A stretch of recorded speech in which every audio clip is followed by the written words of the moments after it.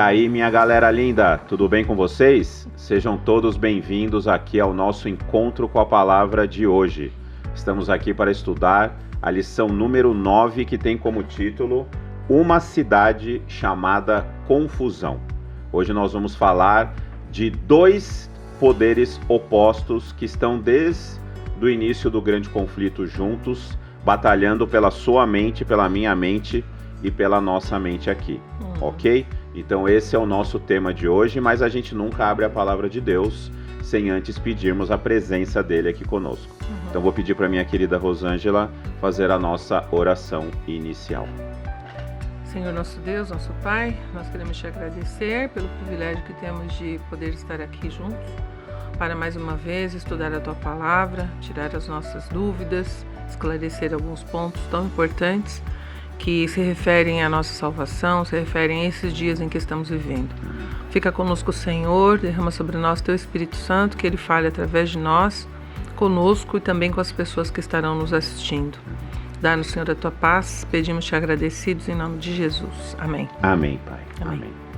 Amados, antes da gente começar a nossa lição propriamente dita, eu vou pedir licença aqui aos nossos dois queridos para contar uma parábola moderna, né? Conta-se que havia uma pessoa em cima do muro, né? Não sei se todo mundo conhece essa expressão, né? Estar em cima do muro é não tomar um partido, né? É o que a gente conheceu recentemente como os isentos, né?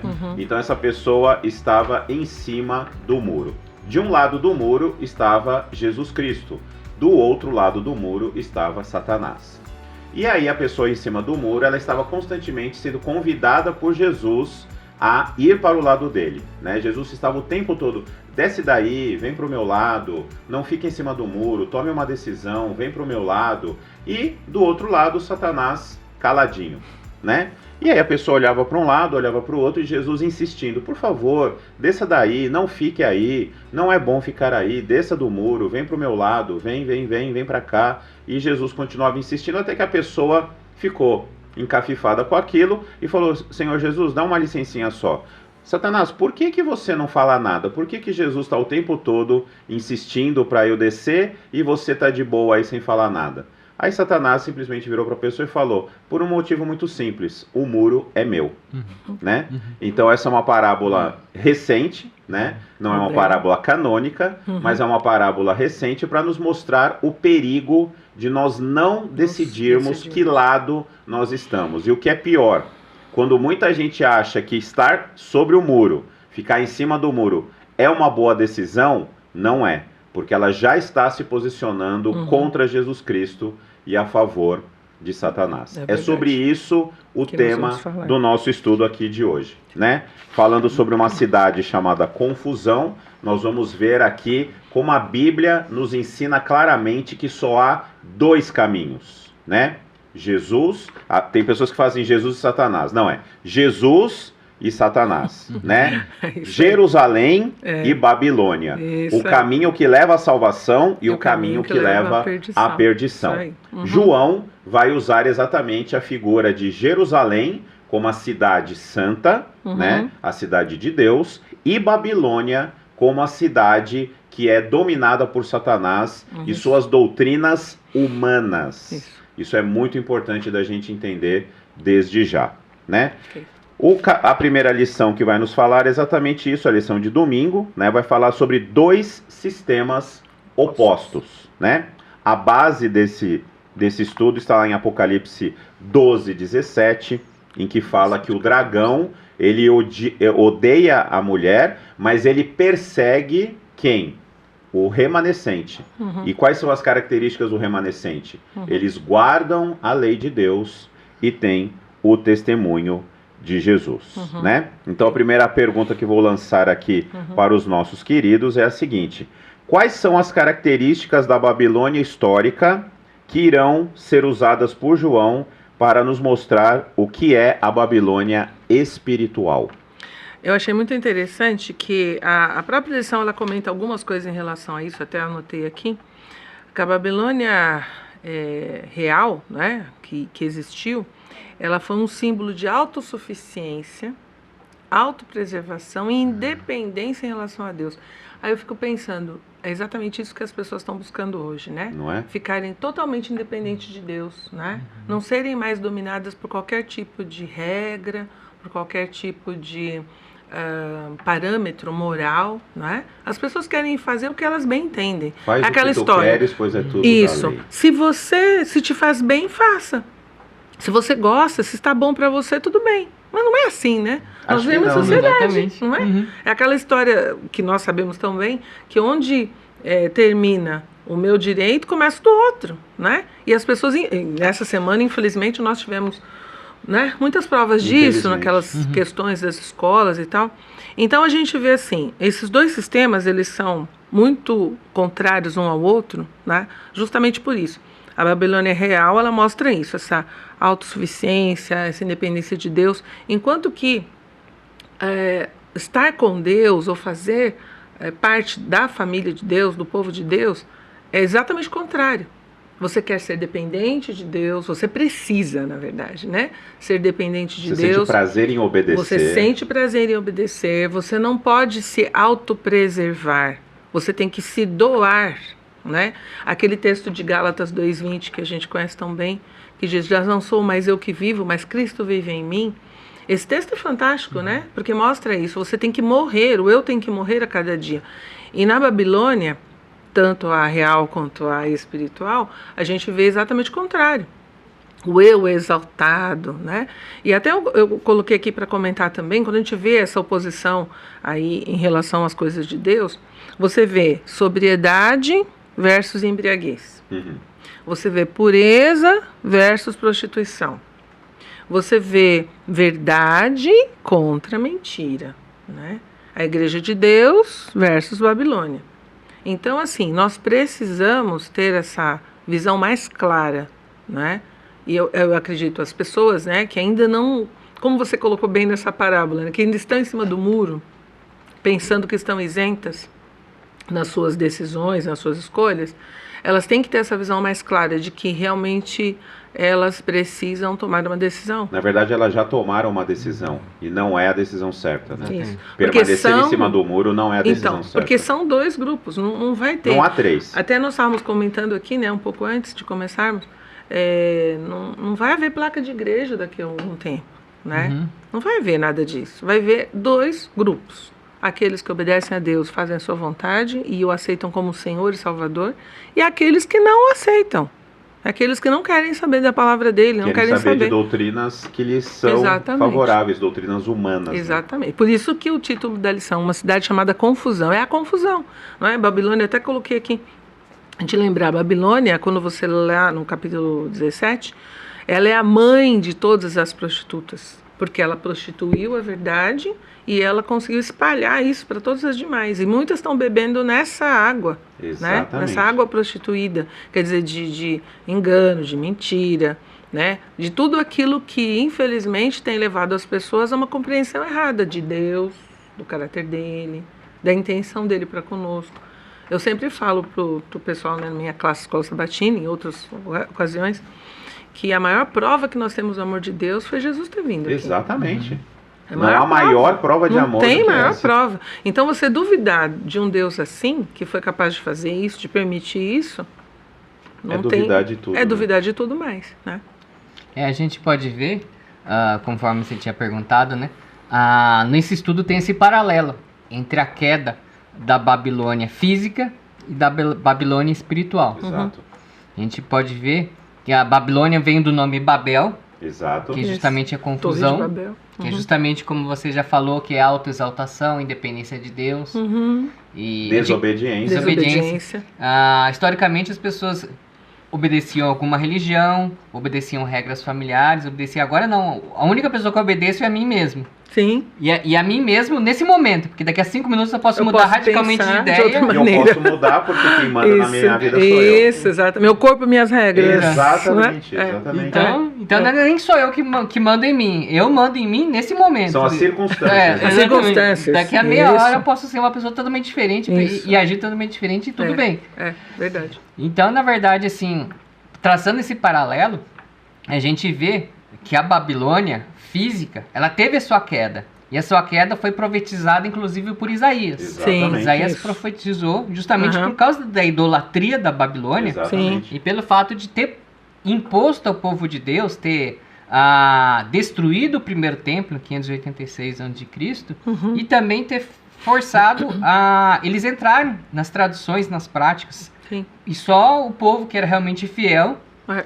realmente permaneceu. O remanescente. Só o Isso. remanescente que ficou Isso. existindo, mesmo acuado, né? Exato. Uhum. E então, nós temos esse paralelo da Babilônia física que caiu, profetizada por Isaías, e a profecia de que a Babilônia espiritual vai cair pelo mesmo motivo, que é a Sim. idolatria. Exato. E Exatamente. quando a gente fala em idolatria, a pessoa sempre pensa num Um ídolo mesmo, algo né? físico, Físico, é. assim, algo no alto. Já É foi verdade. isso. É. E idolatria é muito mais abrangente, né? Idolatria é tudo aquilo que coloca em primeiro lugar acima de Deus. Sim. Exatamente. Isso. Se a minha família estiver acima de Deus, o meu ídolo é a minha família. Mesmo sendo uma coisa Uhum. positiva, Mesmo coisa sendo uma positiva. coisa boa. pode ser um Sim. ídolo e pode te atrapalhar. verdade. Pode não, vai te atrapalhar Exato. Com espiritualmente certeza, tanto é quanto, verdade. Se eu cuido do meu corpo, é algo positivo, mas se eu colocar a minha aparência, o cuidado do meu corpo acima de qualquer acima coisa, de Deus. Sim, eu sim. estou me adorando. Exatamente. Também, então, Tudo esse que a ponto gente de coloca idolatria. acima de Deus É. é idolatria. É idolatria. né? Exato E hoje a mesmo. idolatria está muito mais conceitual do que física. Né? Hoje Sim, você não tem ídolos exatamente. físicos, você Isso. tem ídolos conceituais. Isso. Exatamente. Né? É. Filosofias, ideias, né? Exatamente, Isso aí. né? Isso mesmo. Amados, o que nós estamos falando aqui é um termo chamado tipologia. Sim. Né? A tipologia é o quê? É quando o profeta bíblico ele usa um termo conhecido para tratar de um assunto que ainda não é conhecido. Uhum. Quando João chama esse poder, né, que nós sabemos desde Daniel ser o chifre pequeno, Uhum. né, ser a besta que emerge do mar, esse poder idólatra, Uhum. essa igreja caída, né, como Uhum. nós estávamos falando aqui, essa igreja que trouxe o paganismo para dentro. Quando João chama essa igreja de Babilônia, o que ele está convidando a gente a fazer? A estudar na Bíblia, porque a Bíblia é que explica a Bíblia, sempre, né? Ele está dizendo, vá até a Bíblia e colha todas as informações que a Bíblia traz sobre a Babilônia histórica. Uhum. E aí você vai entender por que a Babilônia espiritual está sendo chamada assim, Isso, né? Que foi exatamente. isso que nós falamos aqui. Desde a Torre de Babel, que foi erigida por quê? Porque os homens falaram, vai que Deus manda outro dilúvio. Mas Deus já havia dito que não mandaria iria outro mandar dilúvio. outro, isso. Então veja, o que está na base de Babel?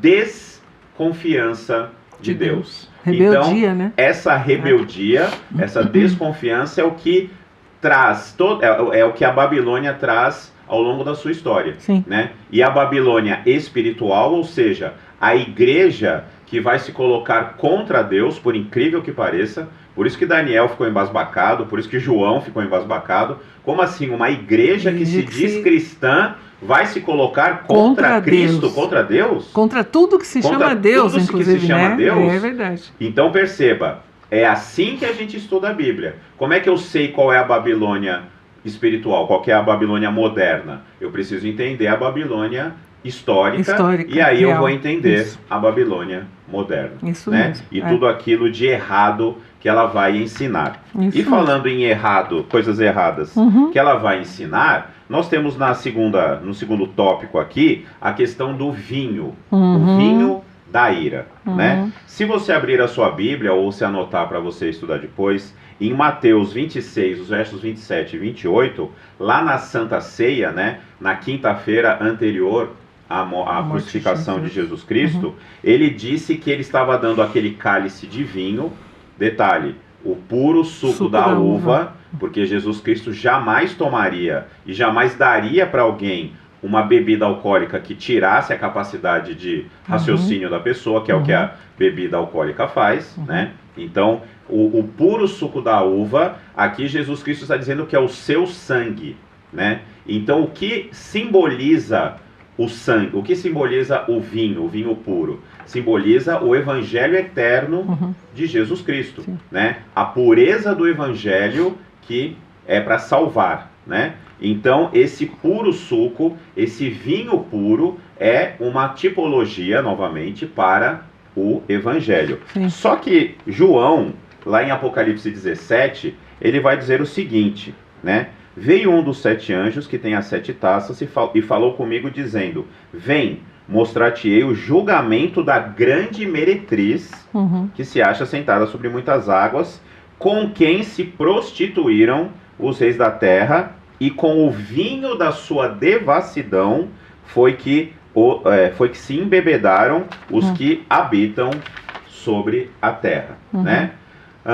Queridos, se o vinho puro significa o evangelho, o que seria esse vinho pervertido, esse vinho da Babilônia? O que será que ele significa? É uma doutrina totalmente distorcida, uma doutrina impura, uma doutrina falsa. Alguma coisa que foi colocada dentro da igreja através de tradições, como você já bem colocou, através de ideias humanas, né, que tiveram como objetivo, infelizmente, fazer com que muitos viessem, mas daquela forma, né? Quer dizer, muitos acabaram aceitando, vamos dizer, ideias pagãs e tal, que foram introduzidas, Exato. mas perverteram a doutrina verdadeira, né? Aquilo que era a coisa mais pura que Jesus colocou, salvação apenas pela graça, somente através do seu sangue, somente através daquilo que ele fez, os méritos não dele. daquilo que eu faço, né? Perfeito. Eu sempre lembro de uma frase de um pastor amigo nosso. Ele sempre dizia isso: pecado não se perdoa, pecado se paga. Exato. E alguém teve que pagar o preço. Então Jesus veio para isso, para pagar o preço. Só que muitas vezes, hoje, se colocam outras formas de salvação, né? E isso é a doutrina pervertida.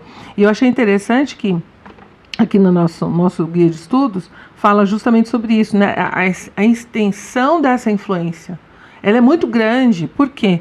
Porque ela alcança todos os povos, todos os governos, todas as línguas, Os todas as reis da culturas, terra, todos. os mercadores da Todos, terra. todos. Eu até coloquei aqui para comentar. Essa Babilônia tem uma ação abrangente. É estendida a todos nesse planeta. É alguma coisa corrupta, má, prostituída e que atua sobre tudo e sobre todos. Então, e ela atua de que forma? Através desse vinho, desse suco de uva, Desse né? engano. Prostituído, totalmente deturpado. E é nisso que nós temos que nos focar hoje. E eu achei até interessante que aqui também fala assim, como é que a gente pode se prevenir contra isso, né? Aí é aquilo que você já comentou, né? Que a gente sempre tem que reforçar. A boa didática manda que a gente repita, né? Eu tenho que buscar na verdade, né? Eu tenho que estudar Daniel, eu tenho que estudar as profecias, porque lá eu vou encontrar. Se eu encontro lá o vinho puro, eu vou saber distinguir o vinho prostituído. Perfeito. Né? Se eu não vou lá buscar o verdade... É aquela história da nota falsa, né? Se você tem uma nota falsa de R$100, é porque você tem uma nota verdadeira de R$100. E aí você tem que saber como distinguir. Então, tem aquelas marcas todas e tal. Aí você consegue. Eu, né, fui caixa há alguns anos, né, no banco, e ali você tem como saber pelo toque, por vários sinais, etc. Agora, se você não conhece a verdadeira, como você vai distinguir a falsa? Exatamente. Vai ser muito fácil você ser enganado. E A quantas falsa pessoas... pode passar rapidamente por e você. quantas pessoas, me lembro na minha época do banco, quantas pessoas faziam depósito, né, nos caixas eletrônicos, e depois a gente, quando ia fazer a conferência, via que a nota era falsa. E aí chamava a pessoa: mas eu recebi em tal lugar, eu não sabia. Porque ela não conhecia bem a nota verdadeira. Né? E você via que a pessoa tinha sido enganada realmente, né? Claro, tem aqueles casos de má fé que a pessoa tentava mesmo, né? E nunca aparecia para reclamar. Mas a grande maioria vinha. Mas eu não sabia, eu peguei em tal lugar, eu recebi de tal pessoa e tal. Então, nós temos que conhecer o verdadeiro.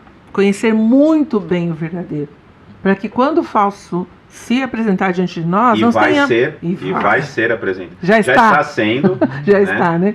Então nós temos que ter, assim, uma visão muito clara, não é? Nós temos que saber realmente o que é o verdadeiro para que o falso salte aos nossos olhos quando nós estivermos diante dele. E a gente imediatamente o rejeite. Exatamente. É isso aí. Eu gostei muito quando você falou do exemplo da nota, porque a nota falsa, tende a ser o mais parecida possível com a verdadeira. Então, quando a gente fala de igreja caída e corrompida, ela não é abertamente corroída. Você não vai olhar e dizer, olha ali uma igreja corrompida. Não. Pelo contrário. Ela vai parecer como algo muito bom. Sim, isso então, mesmo. Na verdade, assim, você mistura conceitos bons e originalmente corretos com conceitos que subliminarmente deturpam totalmente o sentido original da coisa. Exatamente. Isso Por exemplo, eu falar uma coisa boa. Olha, Deus promete salvação. Sim. É uma coisa boa. Sim. Mas se eu misturar o conceito assim, olha, salvação vem, mas só através da nossa igreja. Opa. Se você fala assim... Aí já veio uma... A salvação aí já tem problemas. Sim, mas o que acontece assim... É pelas suas obras, não é pela graça. O que você vai fazer é que vai te salvar. Então, na verdade, você mistura todos esses conceitos que fazem com que afirmações humanas, não bíblicas, acabem tomando a frente, né? Tomando a frente e mudando totalmente a forma de adorar e mudando todo o objetivo da adoração. Exatamente. Um pouquinho além dessa questão da igreja corrompida, que parece um tema tão longínquo assim, mas não é. Porque se você for olhar assim, misturar a igreja verdadeira com paganismo, você fala assim, isso aí é de 500 e tralalá, não sei o quê. Fala assim, não. Hoje, o que a gente vê? Isso começou lá, mas nem de longe parou por lá, né? Verdade. O que a gente vê hoje, assim? Parece que muitas vezes as igrejas querem o máximo de likes possível, assim. Sim. Vou abrir mão dos meus princípios para entrar mais gente. E para eu não sofrer crítica também. Esse grupo pode me criticar. Então, gente, não. Pode entrar aqui também, pode fazer o que você quiser. A gente não vai desagradar ninguém. Exatamente. O que você quer ouvir. Impossível, né? Exatamente. O que você quer ouvir para você entrar. E para você não nos atacar. Sim. Então, na verdade, assim, você... lembro que eu tinha um chefe que falava assim, né? Quando você quer um consenso absurdo entre as partes, entre muita gente, simplesmente faz uma página em branco e todo mundo assina. Pronto. Não tem nada ali. Pontos em comum. Exatamente. Isso Ninguém vai mesmo. dizer nada contra. Então, realmente, assim, se você deixar a doutrina tirar cada vez mais os pontos que Deus pede uma transformação divina de você, sim, claro. Você agrada a todo mundo, todo mundo está na igreja e parece que está todo mundo muito bem. Aproveitando até esse raciocínio perfeito do Moser, eu me lembro daquela fala, né, que muitos têm usado hoje em dia, né? Nem eu também te condeno. Ponto. Só que param aí. Param por aí. Mas Jesus falou o quê?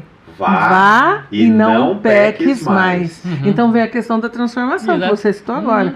Então, quer dizer, é muito confortável você falar, realmente eu não tenho que julgar ninguém, porque eu sou tão pecadora quanto qualquer outro. Eu tenho meus inúmeros defeitos, e graças a Deus por isso, porque é o Espírito Santo que nos mostra quem nós somos, né? E ele só mostra, e a gente só consegue enxergar quando ele mostra. Exatamente. Porque a maioria das pessoas hoje não conseguem mais ver, né? Elas só, eu não tenho problema nenhum, eu não preciso de Deus, não preciso de nada, porque eu tô bem, né? Mas quanto mais longe a pessoa está de Deus, mais ela se vê como alguém bom, né? Uhum. Agora, quando você está mais perto de Deus, você vai vendo um monte de caminhão de defeitos que você tem.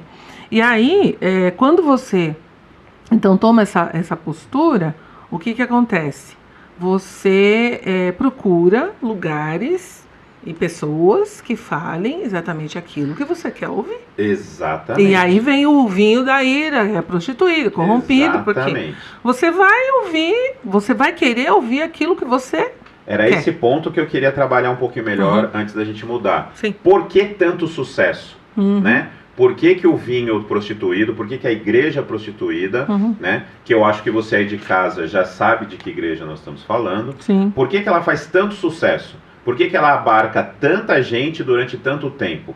Porque ela fala o que as pessoas querem ouvir. Exatamente. Ela trabalha o egoísmo das pessoas. Sim, né? sim. Deus, ele fala o que a gente precisa ouvir, né? Você vê claramente no ministério de Jesus Cristo que ele não falava as coisas para agradar. Não. Ele falava as coisas do reino de Deus. Você precisava quer ser estar faladas. no reino de Deus, Sim. você vai precisar efetuar algumas mudanças na sua vida. Sim. Né? Só que as pessoas não querem mudar. Elas querem ter a sua vida chancelada. Não, você está certo, faça o que você quiser, pois é tudo da lei, como o inimigo ensina. E né? Arthur até estava me lembrando, eu até anotei também para comentar aqui. um dos temas aqui dos dias tem como título um chamado ao compromisso. Exato. E eu fiquei pensando como nós estamos vivendo uma era do sem compromisso. Exatamente. Né? As pessoas querem, muitas vezes, testar alguma coisa, comprar, mas sem compromisso. Sem compromisso. É tudo sem compromisso, né? Me deixa então, usar. olha, eu quero me casar, ter uma família, mas sem compromisso. Como, né? Eu quero trabalhar nesse emprego aqui e tal, mas sem compromisso. Eu quero testar isso ou aquele, né, substância, objeto, mas sem compromisso. Inclusive até o marketing de muitas coisas. Olha, sem compromisso. Sem compromisso. Orçamento, né? Sem compromisso. Nós estamos vivendo uma era do sem compromisso. E aí que tá. Quando nós nos entregamos a Deus, tem que ter fidelidade, tem que ter lealdade, tem que ter compromisso, comprometimento, obediência.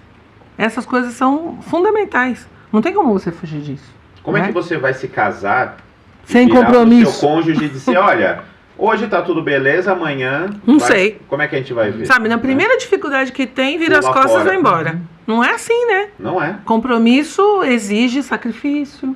Exige doação, exige mudança, né? Exige entrega, resiliência, paciência, exatamente. Fruto do Espírito, né? Exato. Aquelas coisas todas. Então é aquilo que a gente sempre tem que pensar. Como é que eu posso me manter nesse caminho? Quer dizer, eu não consigo me manter. Quem vai me manter é o Espírito Santo. Exatamente. Se eu permitir que ele atue em mim. Exatamente. A única coisa que eu tenho que fazer... Isso, me comprometer e me entregar a ele. Como o Moser colocou bem. Quer dizer, você muitas vezes quer fazer alguma coisa, mas não estar ali tão preocupado. Você quer fazer aquilo que você acha que é bom para você, né? Mas Deus exige, entre a nossa necessidade e o nosso desejo, tem uma distância enorme. Muito.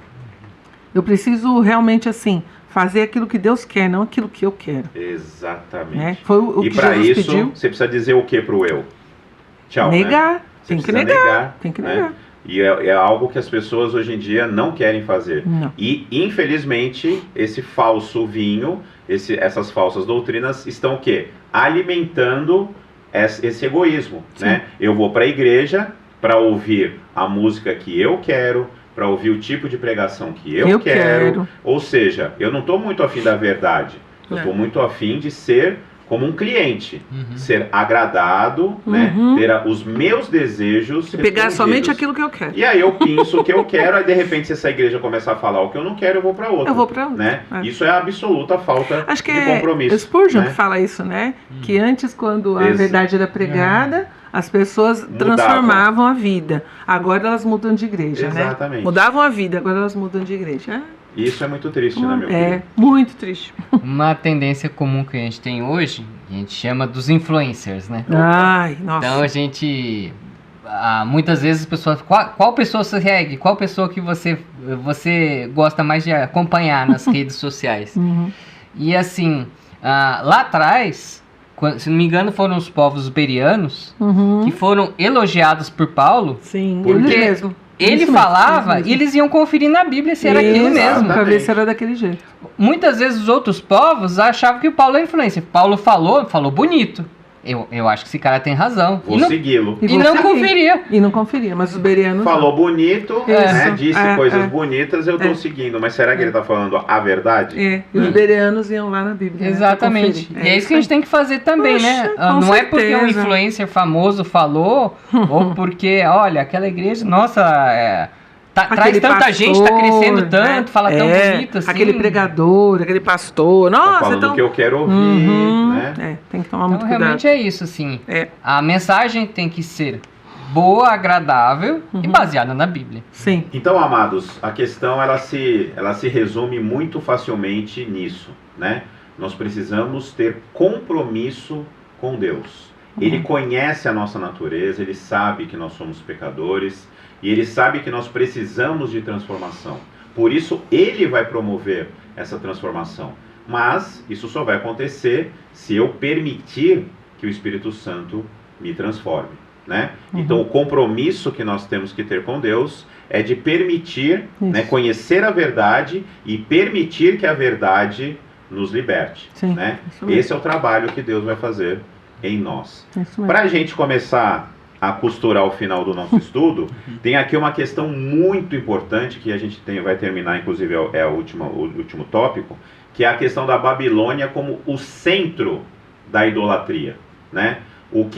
Qual era uma característica da Babilônia desde os tempos do Antigo Testamento? Olha o que diz ali Jeremias 51:47. Portanto, eis que vem dias em que castigarei as imagens de escultura de Babilônia. Toda a sua terra será envergonhada e todos os seus cairão traspassados no meio dela. Olha, eu acho que você já sabe de que igreja estamos falando, né? As imagens de escultura da Babilônia. Você lembra muito bem que o segundo mandamento fala exatamente sobre isso. Não farás para ti imagens de escultura, nem lhes dará culto. Né? Então, o que a gente pode finalizar aqui, meus queridos, com essa questão da idolatria, como Babilônia sendo o centro dessa idolatria? Nós temos sempre que nos lembrar que além do ídolo físico, né? Nós temos a questão dos ídolos espirituais, dos ídolos emocionais, mentais, né? E nós temos vários. Às vezes, ao falar assim, como até, né, você já citou algumas vezes, a gente, claro, lembra logo de um determinado tipo de crença, né? Que adota essa forma de adoração, mas pessoas, filosofias, família, trabalho, que hoje, né?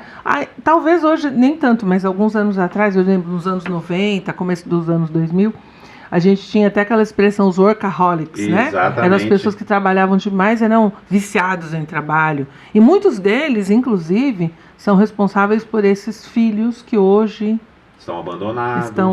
Estão abandonados, estão fazendo coisas que, né? Como é possível chegar a esse ponto?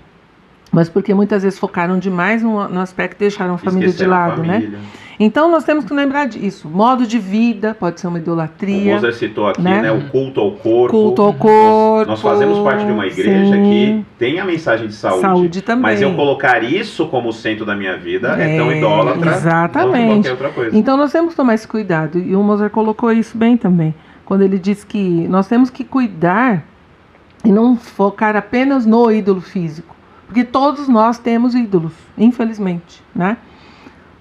Quando nós paramos para pensar nisso, nós temos que fazer um balanço e pedir para que Deus nos mostre, né? Exato. Aqui diz muito bem, Babilônia é o centro da idolatria, mas será que eu tenho alguma Babilônia dentro de mim, né? Alguma coisa que está ali me impedindo de ter um relacionamento verdadeiro com Deus? A gente precisa ter essa sinceridade de se questionar. Tem que ter essa sinceridade. E se a resposta não for agradável... Esse autoexame é muito necessário e é alguma coisa que não é para ser feita assim uma vez ou outra. Não. É sempre. É levar essa questão muitas vezes para o travesseiro. É pedir que o Espírito Santo mostre. Eu lembro de uma amiga, muitos anos atrás, a gente tinha um grupo de oração à tarde. Acho que era na terça-feira à tarde, naquela época eu tinha um horário mais flexível e eu podia frequentar. E ela sempre falava isso. Nós temos que pedir para Deus nos mostrar quem nós somos. Amém. E, irmãos, vamos nos preparar porque a gente vai ver cobras e lagartos. É assim que ela falava. E é verdade. E é verdade. É verdade. Porque às vezes, quantos de nós podemos dizer que nos conhecemos totalmente? Não. Difícil. É difícil. Por quê? Porque às vezes você tem uma determinada situação, você fala uma coisa, você age de um determinado modo. Você fala, como eu pude fazer isso? Meu Deus! Às vezes uma situação inesperada me faz ter uma atitude inesperada. Então, eu falo, como é que eu fiz isso? Como é que eu fiz isso? Quem sou eu? Então, nós temos que ter essa noção. A idolatria, ela está, sim, ao nosso redor, dentro de nós, na nossa casa. Vamos ver na nossa casa o que a gente tem lá, que às vezes é um ídolo para nós. Não é? Não é? Eu lembro de um irmão de igreja, muitos anos atrás, que ele não deixava a mulher encostar a mão no carro. Não deixava, sabe? Ela queria tirar a carta e tal, ele não deixava, esse carro não. Gente, é um ídolo. É um ídolo, né? E outras coisas, como eu falei, né? Hoje, mais do que nunca, nós temos isso, filosofias, ideias, né? Modos de vida, conceitos, doutrinas, que são idolatria pura. Exato. As pessoas não dão abertura para pensar em nada. A pessoa não dá abertura para que Deus fale ao coração, para que Deus mostre que aquilo não é daquela forma. Por quê? Porque ela colocou na cabeça que é daquele jeito e pronto. Então, ela está adorando aquilo. Aquilo está sendo colocado acima de Deus. Pode ser até que Deus apareça para ela e fale, olha, é assim. Ela fala, não, Senhor, mas não é bem assim. Não. Sabe, não tô discutir com idolatrando. Deus não dá, né? E olha que Deus fala lá em Isaías, né?